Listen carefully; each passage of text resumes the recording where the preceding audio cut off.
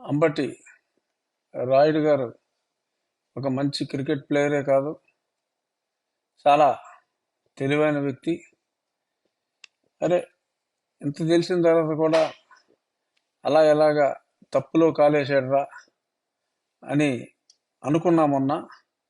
కానీ ఇంకా కేవలం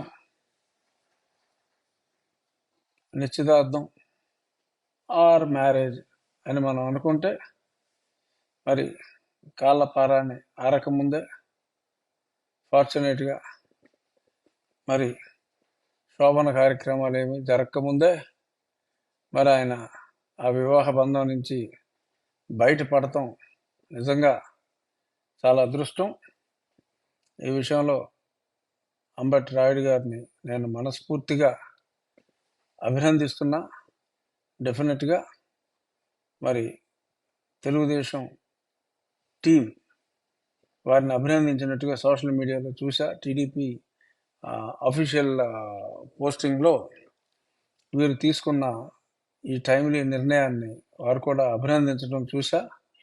మేబీ రాబోయే రోజుల్లో,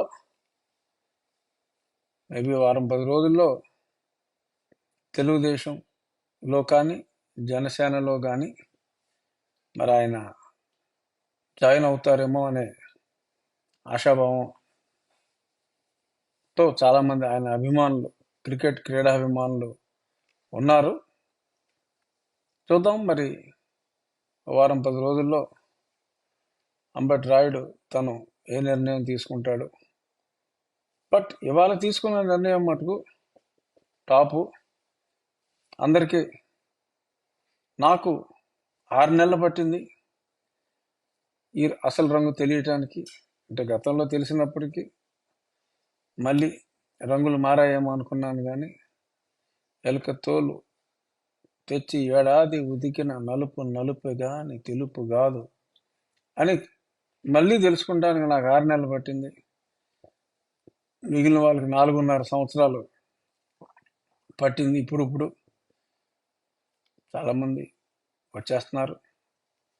కానీ ఒక అంబటి రాయుడికే 5 రోజులా 6 రోజులా అంతే, 5-6 రోజుల్లోనే మరి ఇది ఆ మహనీయుని వ్యక్తిత్వం, ముఖ్యమంత్రి గారి ఆ దాన గుణాన్ని కానీ, మరి ప్రజల్ని ప్రేమించే విధానం కానీ, మరి అవన్నీ కూడా 6 రోజుల్లోనే మరి ఈయన